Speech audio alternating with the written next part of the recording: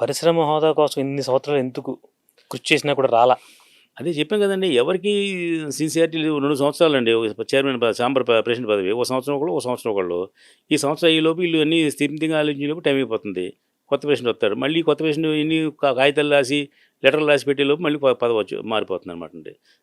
అన్నీ అక్కలేదు. ఒక్క పాయింట్ మీరన్నట్టుగా పరిశ్రమ హోదా కావాలి. ఇదొకటి సాధిద్దాం అని ఒక సంవత్సరం భరోసా పెట్టిన ఒక ఛాంబర్ ప్రెసిడెంట్ చేస్తే అదొకటి జరుగుద్ది. అలాగే మాకు క్యూబులు, యూఎఫ్ఓలు చాలా దారుణంగా ఉన్నాయి. థియేటర్ల మీద బాధేస్తున్నారు, ప్రొడ్యూసర్లు బాధేస్తున్నారు. దీని గురించి చాలా రకరకాల చేసాం. లెటర్లు పెట్టాం, అన్నీ పెట్టాం. కానీ ఎవరు పట్టించుకోవట్లా. ఏమి జరగల. ఒక్క అడుగు కూడా ముందుకెళ్ళ. దిల్ రాజు గారు ప్రెసిడెంట్గా ఉన్నప్పుడు కాస్ట్ ఆఫ్ ప్రొడక్షన్ తగ్గిద్దామని ఏకంగా 45 రోజులు నిరవాధిక సమ్మె చేశారు తెలుసా మీకు? ఆ రోజుని 100% టేబుల్ మీద ఎజెండా నేను ఎగ్నెస్ట్ చేసింది ఒకనే. ఏమని?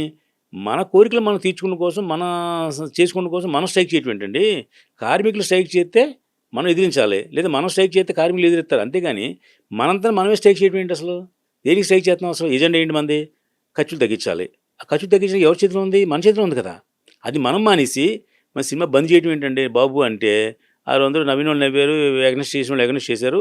మీకు చాలా వీడియోలు ఉన్నాయి చూడండి. నేను పెట్టా. 100% తప్పు చేస్తున్నారు దిల్ రాజు గారు. మీరు ఇండస్ట్రీని సేవ్ చేయడం కోసము, ప్లస్ ఇండస్ట్రీ ఖర్చులు తగ్గించడం కోసం బంద్ చేయడం తప్పు. మీరు షూటింగ్ మానేయండి. చేసిన వాళ్ళని ఆప్ చేయండి దీనికి. పెద్ద హీరోలు, పెద్ద డైరెక్టర్లు, పెద్ద ప్రొడ్యూసర్లు అందరూ వాళ్ళ చేతిలో ఉన్నారండి 10 మంది. ఆ 10 మంది తలుచుకుంటే అయిపోద్ది పని. దానికి బంద్ చేయాల్సిన అవసరం లేదు సార్ అని చెప్పడం జరిగింది. మళ్ళీ మీకు కావాలంటే రిమైండ్ చేస్తున్నాను, చూసుకోండి. నేను ఎగ్నెస్ట్ టేబుల్ మీద, అంటే మేము ఈసీ మెంబర్లు అందరూ కూర్చున్నప్పుడు ఎగ్నెస్ట్ చేసాం. అలా కాదు, మనం ఒక చోట కూర్చుని మాడుకోవాలి, దానికోసం బంద్ చేస్తున్నాం అన్నారు. మీరు మాడుకోవడం కోసం ఇండస్ట్రీ అంతా ఏంది? అందరూ పొట్టలో ఎందుకు కొడతారు? ఎవడో సినిమా ఉంది, 4 రోజులు షూటింగ్ ఉంది, అడిగి ఆపేస్తే ఆడి జీవితం ఏంటి? అలాగా అప్పట్లో నేను చెప్పింది. మన చూడండి, ఉన్నారు కదండి, నాగబంధం డైరెక్టర్ ఉన్నారు కదా, అతని సినిమా అలాగా అప్పుడు పెండింగ్లో ఉంది. ఆ సినిమా అతను నేను చేసుకుంటాను బాబు అని రిక్వెస్ట్ లెటర్ పెట్టాడు. మేమందరూ సపోర్ట్ చేసాం అతనికి. అలాగా వీళ్ళు తొందరపాటు నిర్ణయాలు తీసుకుని 40 రోజులు స్ట్రైక్ చేసిన తర్వాత ఏం జరిగిందంటే, ఉన్న రేట్ల కంటే రేట్లు పెరిగినాయండి. ఇప్పుడు వీళ్ళు ఏమైతే తగ్గిద్దాం అనుకున్నారో అవన్నీ పెరిగినాయి, తగ్గల. మరి ఎవరు తొందరపాటు నిర్ణయమో కాదా చెప్పండి మీరు? ఇప్పుడు మీ చిన్న నిర్మాతలని కలవడానికి కూడా ఇష్టపడలే ఎవరు? ఒక గిల్డోళ్ళు కావచ్చు, సినిమా పరిశ్రమ వాళ్ళు కావచ్చు, ఎవరు? మరి మీరు వాళ్ళు వాళ్ళతో పని ఉంది మాకు. మీ సమస్యలకు విన్నాను కూడా వాళ్ళు ఇష్టపడాలి. వాళ్ళు చెప్పేది మా సమస్యలు మేము చేసుకుంటే, మాకు మా ప్రొడ్యూసర్ కౌన్సిల్ ఉంది, మా ప్రసన్న కుమార్ గారు ఉన్నారు, మా చదవడి శ్రీనివాసరావు ఉన్నారు, మా మనుషులు మాకు ఉన్నారు. మేము సాధించుకోవాలి, మేము సాధించుకుంటాం. వాళ్ళు మా మాట వినవలసిన అవసరం వాళ్ళకి లేదు. వాళ్ళు వినకపోతే మాకేం ఆగదండి. మా ప్రయత్నాలు మేము చేస్తున్నాం. అంటే ఛాంబర్లో మేము కూడా పార్టీ కదా. ప్రతి సంవత్సరం ఛాంబర్లో వాళ్ళు ఎంతమంది వస్తారు, మేము అంతమంది వస్తాం. వాళ్ళకి మెజార్టీ ఉంది, మా మెజార్టీ అంత ఉంది. కాబట్టి వాళ్ళు మా మాట వినకపోయినంత మాత్రం మాకేం నష్టం లేదు. మా పని మేము చేసుకెళ్తున్నాం. జరిగేది జరుగుతుంది. సినిమాలు ఆడకపోవడానికి, జనం రాకపోవడానికి కారణాలు ఉన్నాయి. అవి సమర్థించాలి. వాటిని మీరు ప్రక్షాళన చేయాలి. టికెట్ రేట్లు పెరగడం, పాప్కార్న్ రేట్లు పెరగడం, ఇవన్నీనండి. అది ఎప్పటి నుంచో డిస్కషన్ జరుగుతుంది. మీరు ఎప్పుడు దాన్ని కంట్రోల్ చేయలేకపోయారు? టికెట్ రేట్ని కంట్రోల్ చేయలేకపోయారు, పాప్కార్న్ రేట్ని కంట్రోల్ చేయలేకపోయారు. అది ఎవరు చేయాలి? పెద్దోళ్ళు చేయాలి.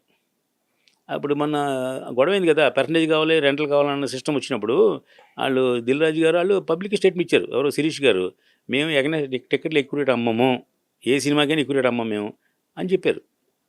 కానీ మళ్ళీ జీవో వచ్చింది, అమ్ముకున్నారు వాళ్ళు. పెద్ద సంస్థల మధ్య గొడవల వల్ల ఇది ఇలా జరుగుతుందంటే అంతే. 4 కాలకున్న మధ్యలో వల్ల. ఇప్పుడు పర్సంటేజ్ విధానం 30 తారీఖు లోపు తేలుతున్నారండి. 30 తారీఖు వెళ్ళిపోయింది కదా, ఎందుకు తెలిసలేదు? అంటే అది నాకు సంబంధం లేని మ్యాటర్ అండి, ఊరికి చెప్తున్నా మీకు. మీ ఇంటి ఎత్తున్నారు తప్ప అది మాకు సంబంధం లేదు. మాకు ఎలాగ పర్సంటేజ్ చేస్తున్నారు, మాకేం ఇబ్బంది లేదు. మమ్మల్ని ఎవడో రెంట్ అడగలేదు, అడగరు కూడా మమ్మల్ని. పెద్ద సినిమాల గురించి వాళ్ళు పర్సంటేజ్ కావాలని అడుగుతున్నారు కొంతమంది డిస్ట్రిబ్యూటర్లు. కొంతమంది డిస్ట్రిబ్యూటర్లు ఏమో మేము ఇవ్వం, మేము రెంట్ చేస్తామంటున్నారు వాళ్ళు. పెద్ద సినిమా వచ్చినప్పుడే మీరు ఇలా చేస్తారా అని అప్పుడు గొడవపడ్డారు కదా. అది పర్సంటేజ్ విధానం, రెంట్ విషయ విధానం మాకు నష్టమేం లేదు, మా లాభం లేదు దానివల్ల. చిన్న సినిమాలకి సినిమాలు అడిగారండి వెళ్ళి, ఇంత టైం ఎందుకు ఇవ్వట్లేదని?